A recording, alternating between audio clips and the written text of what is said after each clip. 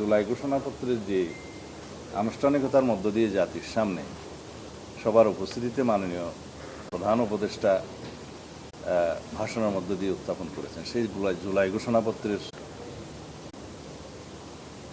কার্যকারিতা এখনই তো দেয়া হয়নি।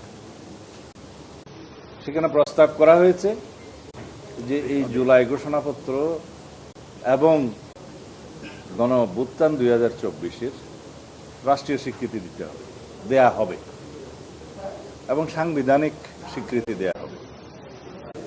তফসিলে যথাযথভাবে সেটা সন্নিবেশিত হবে। সেখানে বলা হয়েছে আয়োজিতব্য পরবর্তী জাতীয় সংসদে সাংবিধানিক সংস্কারের অভিপ্রায় ব্যক্ত করা হচ্ছে। জনগণের পক্ষে বাংলাদেশের জনগণ অভিপ্রায় ব্যক্ত করছে, এই কথাগুলো বলা হয়েছে।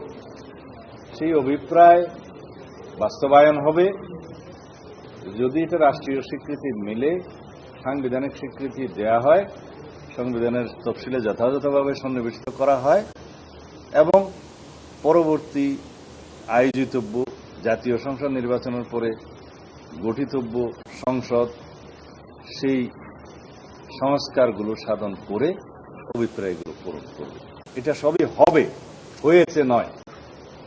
তো সুতরাং ওর উদ্ধৃতি দিয়ে যদি কোথাও কোনো প্রস্তাব উত্থাপন করা হয় যে অভিপ্রায় ব্যক্ত হয়ে গেছে, কার্যকরী হয়ে গেছে, সুতরাং এর ভিত্তিতে কনস্টিটিউশনাল অর্ডার ইস্যু করে রাষ্ট্র পরিচালনা করতে হবে, এখনই সেটা কার্যকর করতে হবে, সেটাকে আগামীকালকে বা পরশু চ্যালেঞ্জ হবে না? তো সেরকম একটা খারাপ নজির কি আমরা জাতির সামনে উত্থাপন করতে পারি? অবশ্যই পারি না। কিন্তু আমরা সমাধান চাই বলেই আমরা কিছু বিকল্প প্রস্তাব উত্থাপন করেছি, যেগুলো বিবেচনায় নেয়ার জন্য আমরা সবাইকে আহ্বান জানাব। আমরা বলেছি জাতীয় সংসদে যারা ভোট প্রদান করবেন এমপিদেরকে, তার তো একটা জাতীয়ভাবে পরিসংখ্যান হবে যে কতজন ভোট দিলেন, কত ভোটার ভোট দিলেন, তার মধ্যে ম্যাক্সিমাম ভোটার মেজরিটি যদি এই জুলাই সনদকে স্বীকৃতি দিয়ে, এই সংস্কারগুলোকে স্বীকৃতি দিয়ে হ্যাঁ বা না বলে, সেটা একটা লেজিটিমেসি আসবে। সেটাও বিবেচনা করা যায় যদি সবাই সম্মত হয়।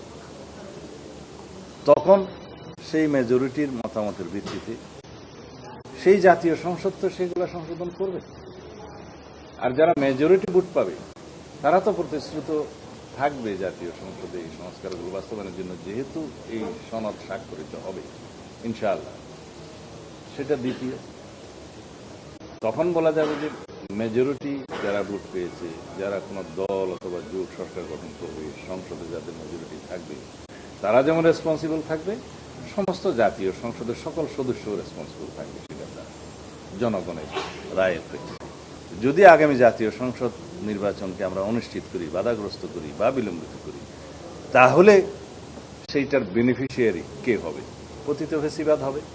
সেটার বেনিফিশিয়ারি কি হবে? কোনো রকমের কোনো অসাংবিধানিক শক্তি হবে। তাহলে সেটার পরিণতি কি হবে? এই জাতি অনেকবার সেই পরিণতি ভোগ করেছে। সেই পরিণতিকে আমরা আবার আহ্বান জানাতে পারি না। সুতরাং আমরা আলাপ আলোচনার মধ্য দিয়ে আমরা আগাই এবং একটা সমাধানের দিকে যাই, এই আহ্বান আমরা করেছি।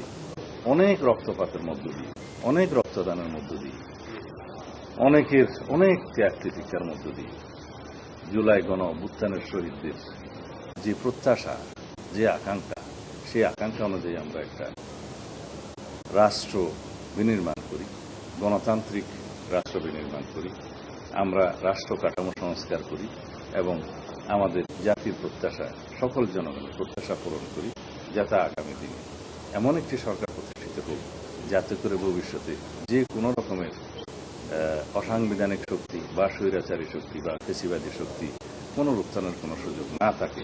সেই জন্যই তো আমরা এই সংস্কার প্রস্তাবগুলো গ্রহণ করছি।